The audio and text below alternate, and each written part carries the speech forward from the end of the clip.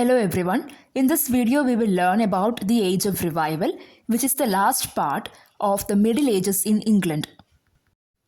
So we know that the Middle Ages or the medieval period, or sometimes it is also called the Dark Age, it includes these three periods, that is the Anglo-Norman period, the Age of Chaucer and Age of Revival. So we have reached the last part. Now, just like these previous periods, Age of Revival was also not very productive in terms of literature. But this period is important because it is a transition period from the Dark Ages to the Elizabethan period or the Renaissance period. Now we will begin with the historical or the political background of the times.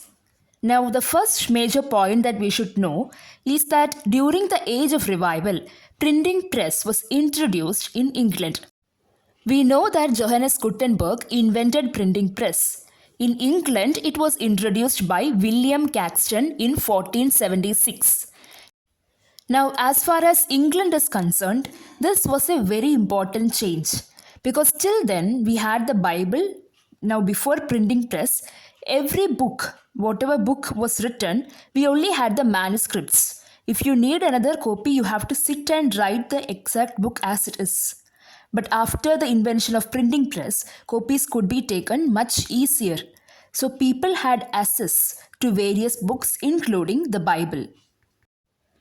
So all the rules of the church, which was supposed to be in this book, was now available to everyone. Secondly, a lot of crusades were taking place. People started exploring new lands, exploring new cultures. So new knowledge was coming into our Britain and England. Another historically important event of this period is the War of Roses. Now, we know before this Age of Revival, during Age of Chaucer, there was this 100 years of war between England and France. But it was fine for the people of England to fight in a war with a different country. This aroused their patriotism. They had all this love for their country. It was all good until then. But during the Age of Revival, it was not a war with another country. There were a lot of wars within the country, civil wars. People were fighting amongst them. One such war, which is known, which is very popular, is the War of Roses.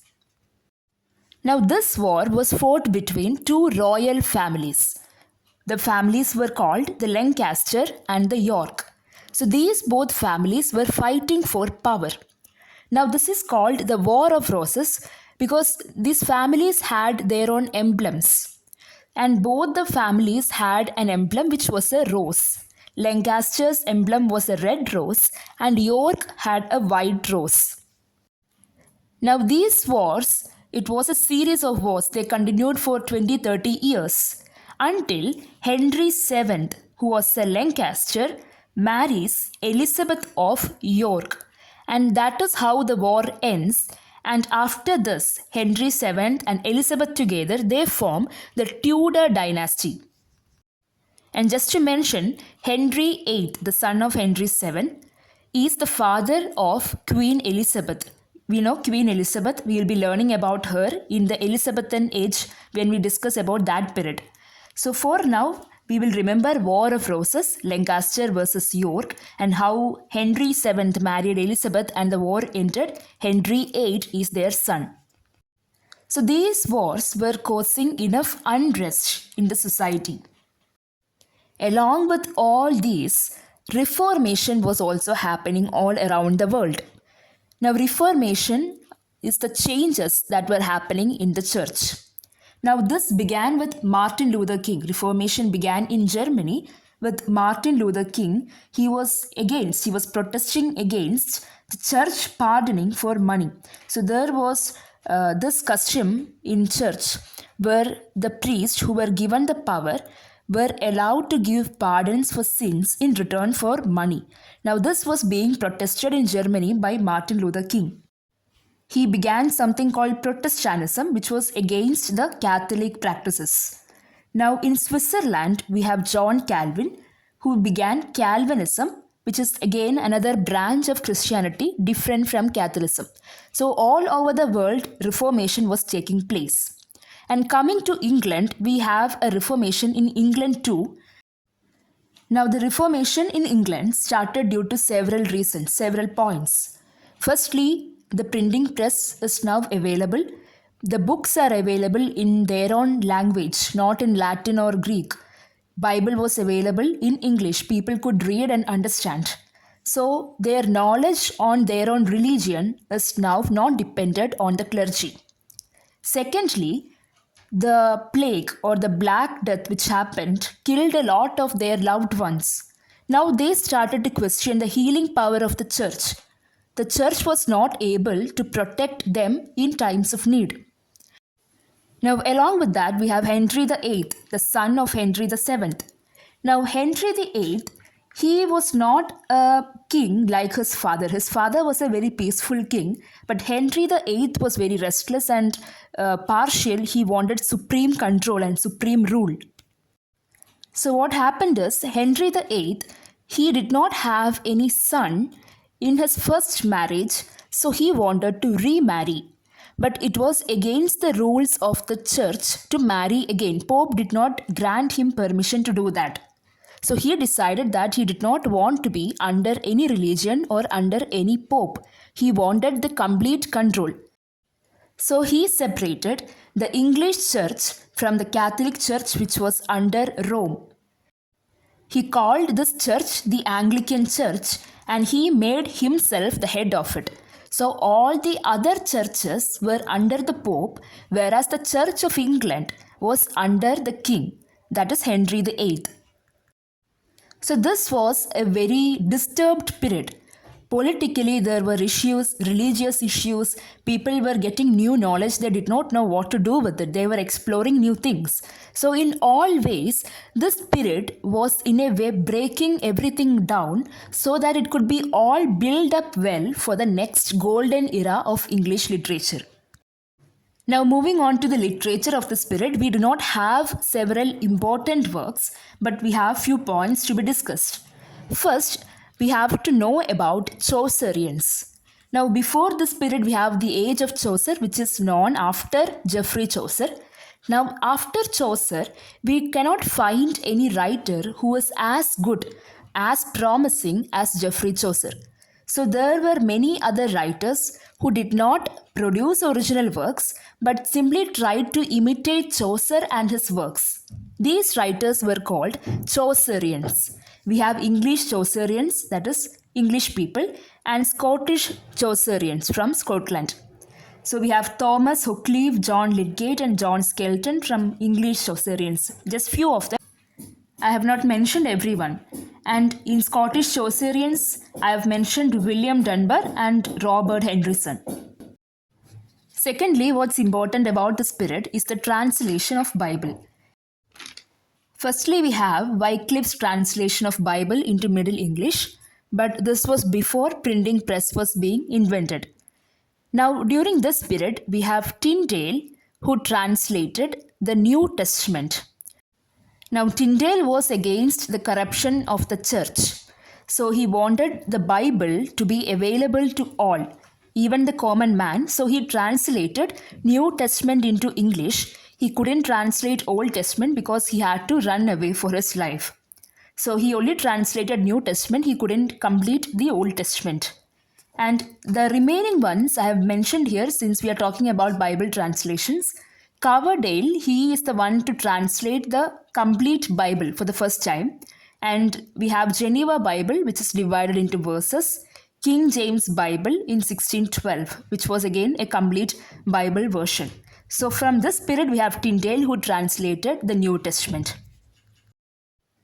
Next, we will discuss about the sonnet. The sonnet form, that is a poem consisting of only 14 lines. Now, sonnet was introduced in England by two people. We have Thomas Wyatt and Henry Howard, also called Earl of Surrey. Now, these two people introduced sonnet. They are the ones who started writing sonnet for the first time in England. Wyatt introduced the Italian sonnet, also called Petrarchian sonnet. Now, this sonnet, a sonnet is supposed to have 14 lines. In Italian sonnet, we will have two stanzas. The first stanza will have 8 lines, the second stanza with 6 lines, total 14 lines. So it was Thomas Wyatt who came up with the Italian sonnet, which consists of 8 plus 6, 14 lines. Henry Howard, he introduced the English sonnet, also called Shakespearean sonnet, which consists of 3 quatrains and 1 couplet. That is 4 plus 4 plus 4 plus 2, total 14 lines. Even though it was Howard who introduced English sonnets, it was Shakespeare who popularized this. So we call these sonnets Shakespearean sonnets too. So Wyatt and Howard, they both are together called fathers of sonnets. Now these both together, they wrote several sonnets. All these sonnets were collected together, and someone named Richard Tottel, who is a publisher, he published all these sonnets together in this Tottel's Miscellany or Songs and Sonnets. So now we have the printing press. Their poems could be easily printed, published and promoted. So sonnet form is an important element we should remember from this period. Now to talk about the important writers or the important works, we have two important writers here. Thomas More, he has written the Utopia, and Thomas Malory, who wrote Les Mots d'Arthur. Thomas More is a person who opposed Henry VIII's idea of being the supreme head of the Anglican Church. He opposed a lot of things, the political things that were happening around him, which he thought was not right. So he had several ideas, several concepts in his mind about what a good society should look like. So based on this, he has written his work named Utopia, which is a socio-political satire. This work was written in Latin, but later on it was translated to English. Now, Utopia is a fictional island, and the name could be translated into nowhere. That is, it is a picture of an ideal society where everything is right. There is no corruption, no murders, no stealing. So such a place, such an ideal society could be seen nowhere. The next work that we will discuss is Les Mots d'Arthur, which could be translated as Death of Arthur. Now this work was written by Thomas Malory when he was imprisoned in jail. He wrote this book about King Arthur and the Round Table Knights, and this is one of the most known Arthurian stories that we have. So we have talked about poetry. The major important poems that were written were the sonnets, and other than that we don't find any major poems in the period. And about the novels, we talked about Malory's and Thomas More's two works. And theatre, when we talk about theatre again, we don't have such important works. But this period paved as the beginning stage for the rise of English theatre. So in England, theatre or drama began in the church.